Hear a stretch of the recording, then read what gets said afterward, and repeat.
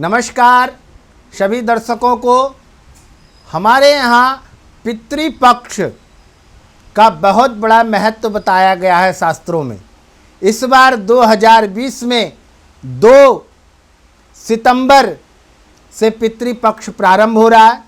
दिन बुधवार पहला जो पितृपक्ष का श्राद्ध, पूर्णमासी का जो श्राद्ध होगा वह 2 सितंबर बुधवार को।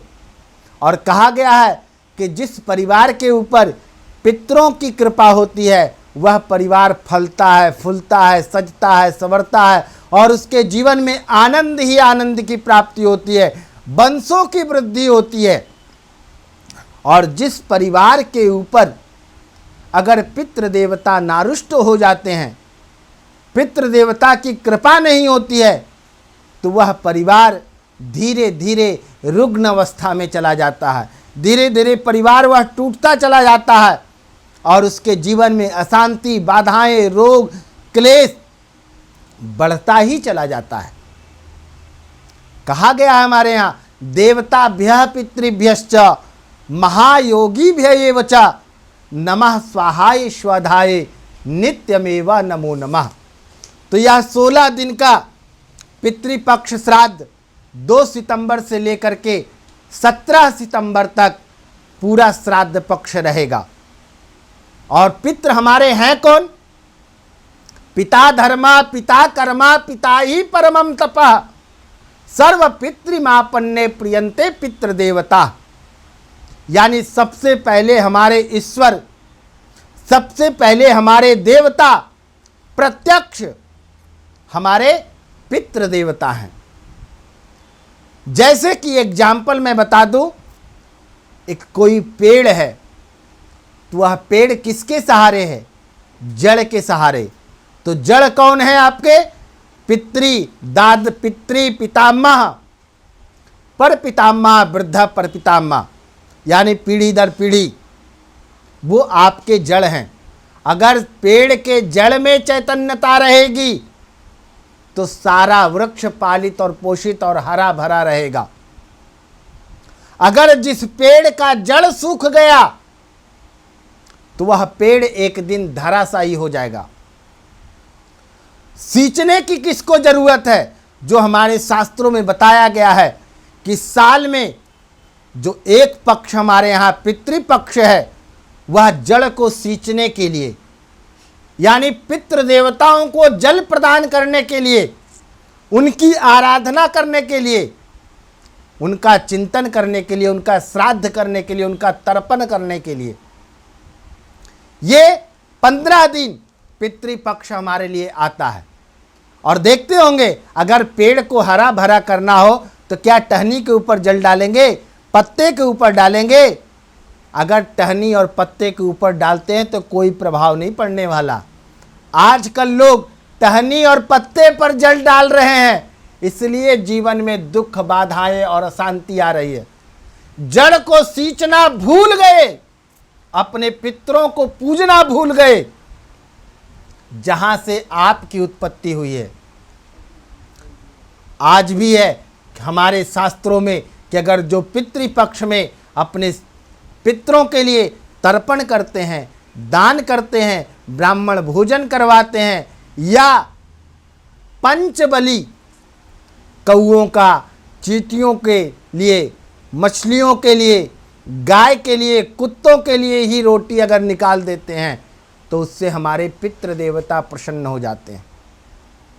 तो कम से कम यह जो पूरे साल में मात्र 15 दिन का यह पितरों के लिए ही श्राद्ध पक्ष आता है। तो अगर आप गंगा आदि तीर्थों में जाकर के अपने पितरों के निमित्त तर्पण करते हैं तो अहोभाग्य है।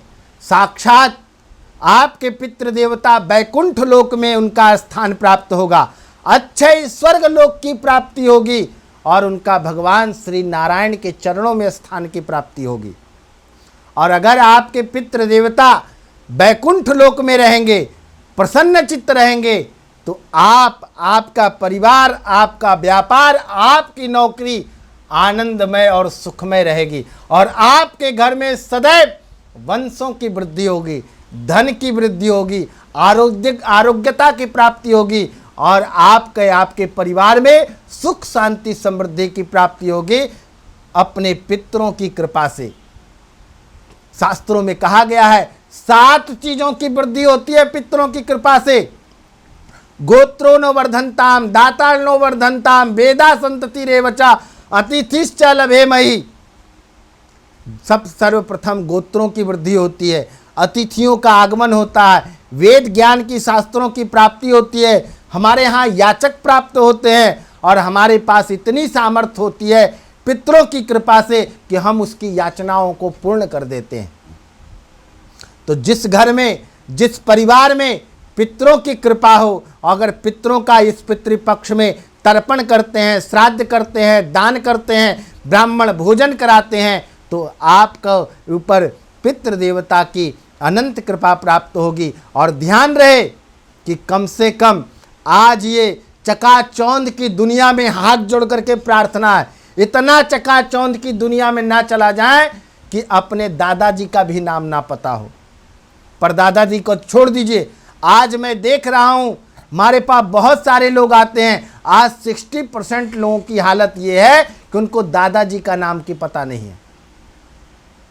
कुछ दिन में ऐसा ना हो जाए कि पिता का भी नाम ना पता रहे। इतनी भी चकाचौंध में जाने की आवश्यकता नहीं है, ये जीवन को नरक बना रहे हैं। कम से कम आज जो भी इस वीडियो को देख रहे हैं उनसे प्रार्थना है कि आज से ही अपने बच्चों को कम से कम 3 पीढ़ियों का नाम, पितृ, पितामह और पर पितामह, ऐसे तो वृद्धा पर पितामह, लेकिन 3 पीढ़ियों का नाम आज ही अपने बच्चों को रटाएं, क्योंकि साल में जब पितृपक्ष आता है तो 3 पीढ़ियों के नाम से जल दिया जाता है। पुरुष के नाम से तस्मै स्वधा, तस्मै स्वधा। आप घर में भी आप पितृपक्ष में अपने पितरों के निमित्त दूध ले लें, गंगा जल ले लें, काली तिल ले लें और कुसा ले करके एक परात में रख करके और अपने पितरों के नाम से, दादाजी के नाम से उनका गोत्र ले लें। जैसे कश्यप, अगर गोत्र मालूम ना हो तो सब कोई भी चाहे किसी जाति के हों, आप कश्यप गोत्र ले सकते हैं। अगर जिनको गोत्र की प्राप्ति ना हो, जो नहीं जानते हो, तो कश्यप गोत्र और दादाजी का नाम, परदादाजी, जैसे दादाजी का नाम सुखदेव तो कश्यप गोत्रोत्पन्नस्य सुखदेव शर्मणे तस्मै स्वधा, तस्मै स्वधा, तस्मै स्वधा 11 बार बोल करके आप उनके नाम से जल डालें।